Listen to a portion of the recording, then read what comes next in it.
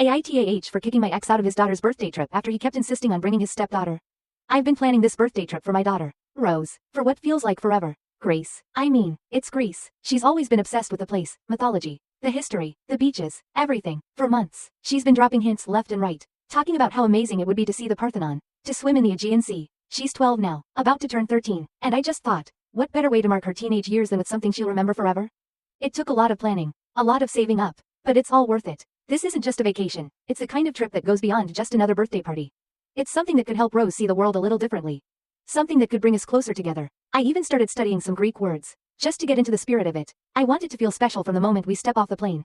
This is her time, her big trip, and for months, everything seemed perfect. Then, of course, my ex, Alex, got involved. Now, here's where things get a little complicated. Alex and I go way back. Obviously, we met when we were younger, thought we had it all figured out, and then Rose came along. But right before she was born, I found out he'd cheated. Devastating doesn't even begin to cover it. I tried to make it work, tried to see if we could piece things back together, but it became clear that the damage was done. So, we went our separate ways. For a couple of years, it was just Rose and me. Alex was out of the picture, and to be honest, things were calmer that way. But eventually, he came back around, asking to be a part of Rose's life. I had my doubts. I wasn't eager to let him waltz back in after he'd bailed. But for Rose's sake, I figured I'd give him a chance. She deserves to know her dad, right? So we worked out a co-parenting arrangement. And it was, well, it was fine. Not perfect, but fine. Things got a little trickier when he remarried. His new wife, Sarah, seemed nice enough. She even had a daughter from a previous relationship, Mary, who was a couple of years older than Rose. I actually thought this might work out in Rose's favor, giving her a kind of extended family. At first, it did seem like Alex was putting in the effort, balancing time between his new family and Rose. But over the years, it started to feel like Rose was slowly being pushed to the back burner. As time went on, it was like this subtle shift happened. At first, it was little things. He'd miss one of Rose's soccer games or cancel a visit last minute. I tried to let it slide, thinking, okay, maybe he's just adjusting to life with a new family. But then it became a pattern. He'd say he was too busy with work or that Mary had something going on that he just couldn't miss. Dentist appointments, movie nights, even simple errands, all somehow took priority over time with Rose. I'll never forget Rose's 10th birthday. She was so excited for Alex to be there. She'd been counting down for weeks, even set aside the first slice of cake for him, like some special, ceremonial thing. But then, he called me the morning of, saying he couldn't make it because he needed to pick Mary up from school. Just like that, no apology, no attempt to make it up to her. Just, sorry, Mary needs me. I could see the hurt in Rose's eyes when I told her. She didn't throw a fit or get angry, that almost would have been easier to deal with. No, she just quietly pushed the slice of cake to the side and tried to play it off like it didn't matter. And the excuses kept coming. Every event, every important moment in her life. It was like he could find a reason to not be there. It's not that I don't get it, Mary's a kid, and she deserves a father figure, too. But Rose? She's his daughter. She shouldn't feel like she's playing second fiddle in her own father's life. It wasn't just the big moments either, it was all the small ones too. I'd hear her on the phone with him, excitedly talking about her day, only to get these half-hearted ahas in response because, surprise, he was busy with Mary. I've tried talking to him about it. I'd bring it up, saying things like, hey, Rose misses you, or she really wants to spend more time with you. But he'd always brush me off, saying, Mary needs a dad, too, or that I was being selfish for even bringing it up. Selfish, me, as if I was the one constantly putting one kid's needs over the other. And every time I tried to push a little more, he'd make me feel like I was the one being unreasonable, like I should just be grateful he was in Rose's life at all. So, when Rose started hinting at this idea of going to Greece, I thought, why not? She's turning 13, which feels like such a big milestone, stepping into her teenage years. Plus, she's been practically obsessed with Greece. She's always watching documentaries on Greek mythology, reading about ancient ruins, the works. I knew this trip would be something she'd remember forever, something truly special that could bring us closer. And with everything going on with Alex, I felt like she deserved something that was just hers. You know, something where she didn't have to share the spotlight with anyone else. So, I started saving, planning every little detail. I wanted it to be perfect, the kind of trip she'd look back on years from now as one of the best memories of her childhood. I made a whole list of places to visit. Athens for the Acropolis.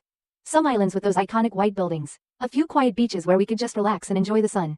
I even started looking into family-friendly guided tours, just to make sure she'd get the full experience. Of course, I invited Alex. Despite everything, I wanted Rose to have her dad there, too, and I thought, maybe, this could be a chance for him to reconnect with her. A whole week in a new place, away from distractions, maybe he'd finally be present, be fully there for her. I was so optimistic about it, almost naive, thinking this trip would be different, and I didn't invite his wife, Sarah, or her daughter, Mary, specifically so he could focus on Rose without any excuses. Sarah was totally understanding about it. She actually thought it would be a good chance for him to spend some one-on-one time with Rose. But, of course, Alex had to complicate things. Almost as soon as I mentioned the trip, he started pushing for Mary to come along. He'd say things like, it'd be great for the girls to bond, or, Mary would love to see Greece too. And while I get that he wants his daughters to be close, that's not what this trip was supposed to be about. This was Rose's birthday trip, her special time with her dad and me, where she didn't have to share the attention or feel like she was an afterthought. At first, I tried to be diplomatic about it. I'd tell Alex, this trip is really meant to be just for Rose. I'd even remind him how much she's looked forward to it, how excited she is to go with her dad, to have this once-in-a-lifetime experience that's all her own. I thought maybe, just maybe, he'd get it if I kept bringing it back to Rose. But every time I'd try to explain, he'd just brush it off, insisting that it would be more fun if Mary joined. He kept saying the girls would have a blast together, that it'd be a real family trip if Mary came too. Honestly, I think that was the moment where I started feeling a real anger simmering. It was like he couldn't hear me, like he refused to hear me. I'd remind him of all the times he'd put Mary first, all those little moments when Rose needed her dad and he chose to be with Mary instead. But he'd always respond with that same dismissive attitude, telling me I was being selfish, that I was the one creating issues by excluding Mary.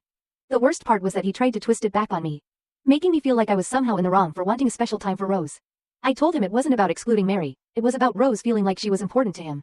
Just for once, I thought he'd understand that, but instead, he accused me of trying to drive a wedge between him and his 2 daughters. That phrase, his 2 daughters, struck a nerve. I had to remind him, again, that Rose is his biological daughter, and this was her trip. Then last week, I reached my breaking point. We were supposed to confirm the dates for flights and the hotel. But when I asked him to confirm, he said, I'm not coming if Mary isn't invited. That's when I realized he was serious, he wasn't going to budge. It was like he was forcing my hand, daring me to either give in or just tell him not to come. So, I took a deep breath, and I told him if he couldn't respect that this trip was for Rose, then he shouldn't bother coming at all. He got angry, really angry, saying I was making things impossible, that I was ruining the trip by not letting it be a family experience. He kept saying I was being unreasonable, but I held my ground. I told him this wasn't about me or him, it was about Rose feeling like she mattered enough to have her father's undivided attention for once. And if he couldn't see that, then maybe he didn't need to be there. I hung up before he could argue more. Right after I told Alex not to come, my phone started blowing up. Calls, texts, mostly from Alex, some from his wife Sarah, and even a few from my own family. Alex was furious. He accused me of cutting him out of Rose's life and kept saying how unfair it was. How this was his chance to bond with her. It felt almost surreal, reading his messages. This guy who'd missed so many of Rose's events, who'd made excuse after excuse to put Mary first, now trying to guilt me into making him feel welcome on a trip he was barely committed to from the start. But what really got me was when my own family started weighing in. My mom called first, her voice full of that quiet, disapproving tone she uses when she thinks I'm overreacting. She told me I was being cruel for uninviting Alex, that he's still Rose's father, and that I should have let him come, even if it meant bringing Mary along. I tried to explain how I wanted this trip to be about Rose, how it was her special time with her dad, a memory she could keep forever. But Mom just sighed and said I needed to think of the bigger picture. And then there were my friends. A couple of them, who've always had strong opinions on family matters, were more blunt. One even said I was acting like a petty ex by refusing to let Mary come along. Like I was just stirring up drama for no reason. They couldn't understand why I was so adamant about keeping this just for Rose. They thought I was overreacting, that it wasn't a big deal to bring Mary, especially since Rose and Mary get along so well. But what nobody seemed to understand was that this wasn't about Mary. I love Mary, she's a sweet kid, and Rose adores her. But every time I pictured that trip, all I could see was Rose's face lighting up at seeing the Acropolis, or her smile when she got to swim in those bright blue waters. And for once, I wanted her to be the one soaking up her dad's attention, not watching him pull away to take care of someone else. This was her birthday, her trip, her moment. She deserved that, and I was tired of being told that was somehow wrong. Then, of course, there was my sister, who's always got my back. She called me that night and told me I did the right thing, that Alex was being unreasonable by trying to make the trip about Mary. 2. She reminded me that if I'd let him come with Mary, he'd probably spend most of his time with her, just like he always does. My sister's support meant everything, and she helped me remember why I put my foot down in the first place. Rose needed this, and I wasn't going to let anyone guilt me out of giving it to her. With the decision made, I focused all my energy on preparing for the trip, determined to make it unforgettable for Rose. I wanted this week to be full of nothing but joy, discovery, and that wide-eyed wonder you only get once in a lifetime. I threw myself into finalizing every detail, down to picking out snacks for the plane and surprising her with a new journal where she could write down every moment she wanted to remember. Rose didn't know about the drama with her dad, of course. I decided to keep it from her as best I could. I wanted her to think of this as the perfect birthday adventure, not a reminder of her dad's absence. She deserved to just feel special without any complications, without knowing I'd had to fight tooth and nail to make this happen. Meanwhile, Alex was still trying to reach out. He sent a few messages, his tone switching from apologetic to defensive and then back again. One moment he'd say he understood and respected my decision, and the next, he'd say I was keeping him from being a father to Rose. But by then, I'd heard it all before. I didn't respond. I knew any answer I gave would just drag me back into the same exhausting conversation. And I was done explaining myself when I told Sarah and Mary we were heading out in a few days. They were supportive as ever. Sarah even asked if there was anything she could do to help make the trip smoother. She was, as usual, sweet and understanding, probably one of the few people who understood how much this meant to Rose and me. Mary was just happy for Rose, too, giving her a little gift to take along on the trip, which almost made me tear up. I saw so much kindness in those two, and it made me wish Alex could understand that their goodness didn't make my desire for quality time with Rose any less valid. By the time we were ready to go, I felt a strange mixture of relief and excitement. There was a small part of me that wished things hadn't come to this, that maybe Alex would have realized what this trip meant to Rose without all the arguments. But at the same time, I felt stronger in my decision. I knew I was doing the right thing for her, and in a way, for myself too. And when Rose and I finally boarded that plane, her eyes practically sparkling with excitement, I felt a weight lift off me. We were on our way, just the two of us. And for the first time in a long time, I felt like I'd done something right by my daughter. This was her moment, and I was more than ready to watch her take it all in, every sight, sound, and memory that would be hers to cherish. Touching down in Greece felt surreal. The warmth in the air, the way the light hit the olive trees, and the view of the Aegean Sea stretching out below us. It was like stepping into a postcard. Rose clung to my arm as we left the airport, eyes wide, chattering about everything she wanted to do. She'd made a little list of must-sees and must-dos. A mix of landmarks, beaches, and foods she couldn't wait to try. I was so glad we'd made it here, just the two of us. Our first stop was the Acropolis, and I'll never forget the way she looked. Standing there, looking up at the Parthenon with complete awe. She'd studied Greek mythology in school and read every book she could find on ancient Greece. So seeing it all come to life was almost too much for her. She whispered, "Mom, this is everything," and in that moment, I knew every bit of struggle and conflict had been worth it. I could see that this trip would be etched in her heart forever. A memory she'd carry with her. Each day had its own magic. We went island hopping one day, catching a ferry at sunrise, with Rose bouncing up and down as the boat cut through the waves. She laughed like she hadn't in months. Her cheeks flushed from the sun and sea air. I watched her collecting tiny shells on the beach and diving into the clear blue water. Her joy spilling over in waves. There was no shadow of doubt, no worry, just pure, unfiltered happiness. We tried every local dish we could find. Rose's favorites were the souvlaki and baklava. She even joked that she'd come back just to eat her way through Greece. And one night, as the sun set over the caldera, I surprised her with a small gift, a silver bracelet with a tiny Greek charm on it. She slipped it on and hugged me tightly, whispering, "Thank you," in that soft, heartfelt way she has. That moment, with her arms around me and the sunset turning everything golden, was one of those rare, perfect moments you just want to freeze in time. Every so often, though, there was a hint of sadness in her eyes. I knew she missed her dad, even if she didn't say it out loud. She'd bring him up now and then, saying how much he would have loved a particular sight or dish. I let her talk, gently steering the conversation back to what we were doing, trying to focus on us without casting a shadow over our time together.